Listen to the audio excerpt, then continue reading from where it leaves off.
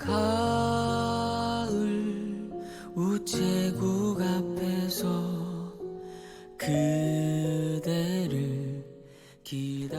여러분 안녕하십니까? 헬로티비 뉴스입니다.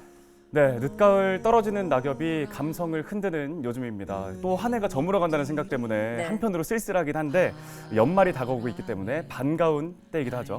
네, 그런데 요즘에 사실 코로나19 위중증 환자가 급증하면서 일상 회복이 중단될지도 모른다는 위기도 좀 느껴지는데요. 네. 자, 어렵게 시작한 일상 회복의 여정이 여기서 멈추기를 바라는 사람은 없을 거예요. 맞습니다. 연말 사적 모임과 다중 이용 시설 이용이 늘고 있는 상황에서 마스크 착용 또 방역 수칙 준수로 예정된 일상 회복은 반드시 지켜내야겠습니다. 헬로티비 뉴스 힘차게 시작합니다.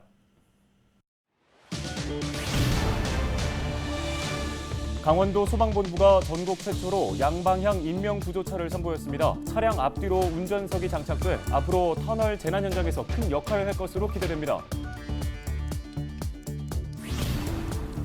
산림청 산림항공본부가 산불 등 대규모 화재에 대비한 초대형 헬기와 드론까지 도입했습니다.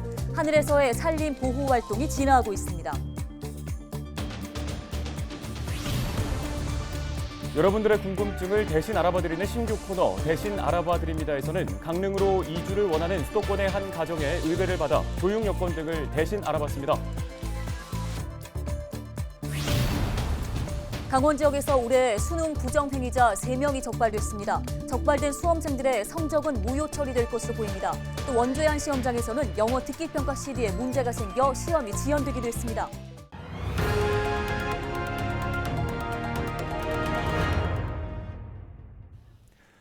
네, 첫 소식입니다. 터널 안에서 발생하는 재난사고, 사고 후에 화재와 붕괴의 위험이 있어서 신속한 수습이 무엇보다 중요합니다. 네, 강원 소방본부가 전국 최초로 양방향으로 운전할 수 있는 인명구조차를 공개했습니다. 여기에 많은 인명구조가 가능해서 피해를 크게 줄일 수 있을 것으로 기대됩니다. 황다인 기자입니다. 터널에 진입한 화물차가 급정거를 합니다. 브레이크를 뒤늦게 밟은 버스가 화물차를 그대로 들이받습니다. 지난 2017년 영동 고속도로 봉평 둔내 터널에서 발생한 오중 추돌 사고의 모습입니다. 이 사고로 수많은 사상자가 발생됐습니다. 이 같은 터널 사고는 화재나 붕괴 위험이 있어 최대한 빠르고 많은 인명을 구조하는 것이 관건입니다.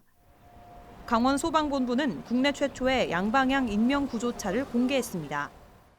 이렇게 운전석이 앞과 뒤에 있어 사고 후 장애물이 많은 터널을 빠져나가기 쉽습니다. 8m 길이에 최대 시속 80km로 주행이 가능하고 운전자를 포함해 16명이 탑승할 수 있습니다. 차량 내부에는 양압 시스템이 연기 유입을 차단하고 불이 옮겨 붙는 것을 방지하는 자체 살수 노즐 역시 부착돼 있습니다. 친환경 전기 자동차로 제작돼 한 번 충전으로 150km 주행이 가능한 것도 특징. 전기 배터리 방식을 저희가 사용하게 된 계기는 그 친환경적인 측면과 그리고 터널 안에 화재가 발생되면 고온으로 인해서 차량 화재가 저희 구조차도 또 불이 붙을 수 있기 때문에 그 경유나 휘발유를 사용하지 않는 배터리식의 전기차를 사용하고 있습니다. 소방본부는 인제 양양 터널에 해당 차량을 배치하고 도내에 있는 터널 사고에 출동시키는 등 인명 구조에 나선다는 계획입니다. 헬로티비 뉴스 황다인입니다. 다음 소식입니다. 강원도는 전체 면적의 80%가 넘는 산림이 분포해 있습니다. 이로 인해 해마다 산불 걱정이 앞서고 있는데요. 산불이 발생하면 진화 헬기의 역할이 클 수밖에 없겠죠? 네, 산림청 진화 헬기의 역할이 커지고 있는 상황에서 산림항공본부가 진화 헬기의 규모를 키우고 또 첨단 드론 장비까지 도입해 산불 대응과 산림 방제에 나서고 있습니다. 이다혜 기자가 취재했습니다. 산등성이를 따라 불길이 빠르게 번집니다. 거대한 진화 헬기가 연신 물을 뿌립니다. 지난 2월 정선군 열양면 노추산에서 발생한 산불입니다. 인력을 투입하기 거의 불가능한 급경사진데다 초속 6m 이상의 강풍으로 진화가 어려웠습니다. 이처럼 험준한 지형 등 현장에 접근하기 어려운 산불 현장에서 초대형 헬기가 결정적 역할을 하고 있습니다. 노추산 산불은 초대형 진화헬기 2대를 포함해 헬기 14대가 투입돼 18시간 만에 꺼졌습니다. 초대형 헬기는 이제 물을 담수로 해서 살수할 수 있는 용량이 상당히 뛰어납니다. 8,000리터 8,000리터급인데 물을 살수를 하면서 끝나는 지점까지 이 산불 피해 면적을 한 120m까지 이렇게 덮을 수 있는 굉장히 큰 진화 능력을 갖고 있습니다. 헬기 투입이 어려운 야간 산불 현장 정찰과 뒷불 감시 등에는 첨단 장비 드론의 역할이 두드러집니다. 산불 예방 감시, 병해충 예찰 방제는 물론 소규모 화재 진화에 드론을 활용하는 방안이 추진되고 있습니다. 산림항공본부는 이 같은 첨단 기술 장비를 바탕으로 산불 대응 체계를 더욱 강화하고 있습니다. 여기에 야간 산불 진화가 가능한 공중 진화 전문 인력도 비상대기 체제에 들어갔습니다. 대형, 초대형 헬기 등 진화 가능한 산림 헬기와 야간 산불 진화 가능한 100여 명의 공중 진화 대원이 비상대기 체제에 돌입하였고 신속한 초동 진화를 통해 중대형 산불 차단에 주력하고 있습니다. 가을철 산불 조심 기간은 다음 달 15일까지 이어집니다. 해마다 증가하고 있는 가을철 산불 피해, 진화는 산림항공 역량의 역할이 기대됩니다. 헬로티비 뉴스 이다혜입니다. 18일 치러진 수능에서 강원 지역 수험생 3명이 부정행위로 적발됐습니다. 이 중 2명은 4교시 탐구 영역 시험 중 해당 선택 과목이 아닌 시험지를 확인해 응시 절차를 위반했습니다. 나머지 1명은 3교시 영어 시험 종료 후에도 문제를 계속 푼 것으로 확인됐습니다. 원주의 한 시험장에서는 영어 듣기평가 CD에 문제가 발생해 시험이 지연되기도 했는데요. 강원도 내 수능 4교시 최종 결시율은 지난해보다 1%포인트가량 떨어진 13.56%로 집계됐습니다. 19일 새벽 2시 50분쯤 강릉 성산면 송암리의 한 주택에서 화재가 발생해 집에 있던 86살 A씨가 숨진 채 발견됐습니다. 강릉소방서는 이웃 주민의 신고를 받고 출동해 30분 만에 불을 껐지만 집에서 잠을 자고 있던 A씨가 미처 빠져나오지 못한 것으로 보고 있습니다. 경찰과 소방당국은 정확한 화재 원인을 조사하고 있습니다.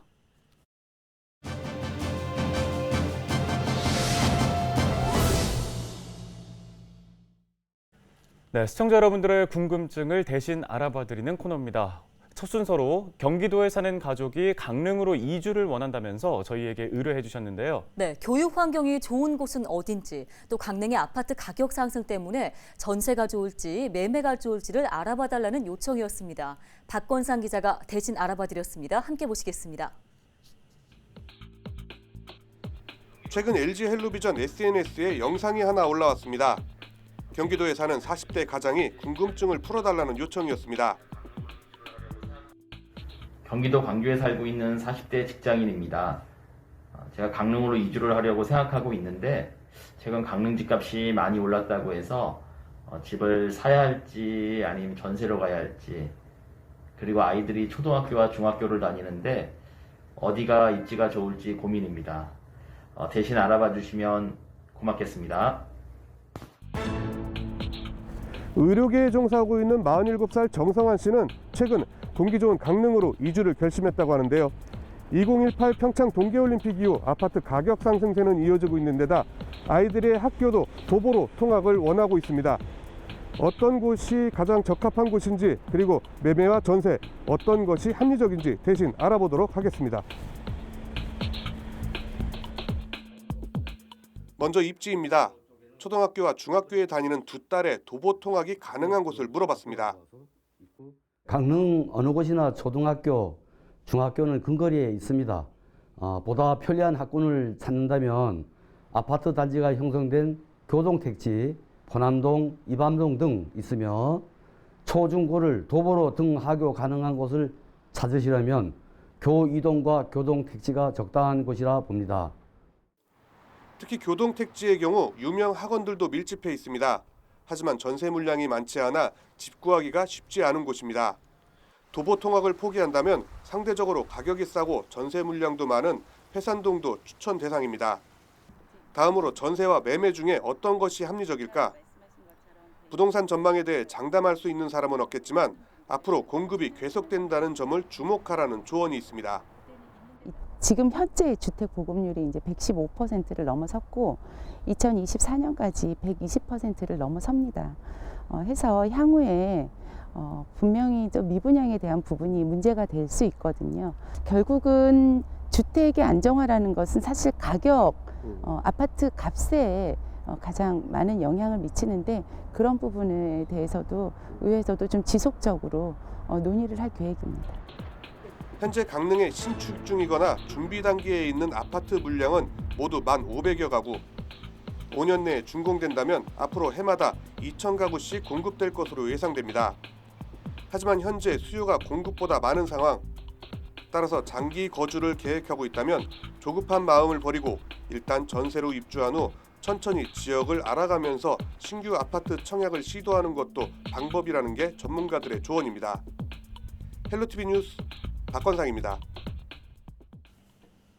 네, 처음 시도되는 코너인데 참 어려운 문제를 의뢰해 주셨어요. 네, 만족할 만한 대답이 됐는지 모르겠습니다. 네. 앞으로도 궁금한 점 있으시면 언제든지 카카오톡 아이디 헬로티비 뉴스를 통해서 물어봐 주시길 바랍니다. 최선을 다해서 대신 알아봐 드리겠습니다.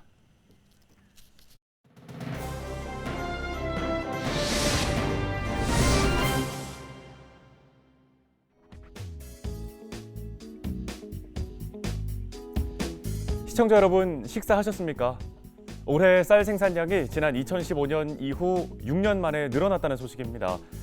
통계청의 자료를 보면 올해 쌀 생산량은 388만 2천 톤으로 350만 7천 톤이었던 지난해에 비해서 10% 가까이 증가했는데요.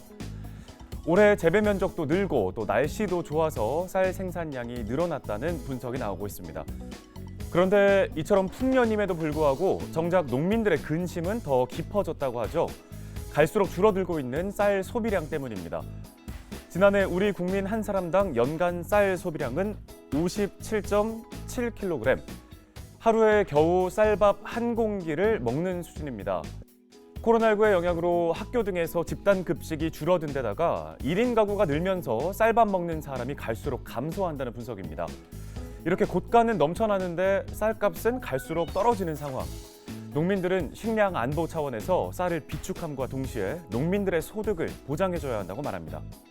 오른 상태에서 조금 조정 상태인데 지금 시장을 이렇게 정부에서 물가를 잡으려는 측면에서 이런 쌀을 가지고 지금 쌀이 비싸다 이런 의견을 가지고 있는 것 같아요. 그래서 농민들은 그게 불만입니다. 농민들도 어느 정도 소득 보장이 돼야 삶을 영위를 하는데 물가가 조금만 들썩이면은 농산물을 가지고 물가를 잡으려고 하는 자체가 발상이 잘못됐다고 생각하고 있습니다.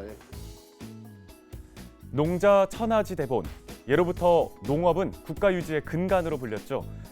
풍년에도 웃지 못하는 농민들을 위해서 정부는 쌀값 안정에 신경을 쓰고 우리 국민들은 쌀 소비를 늘려나가야겠습니다. 헬로티비 브리핑이었습니다.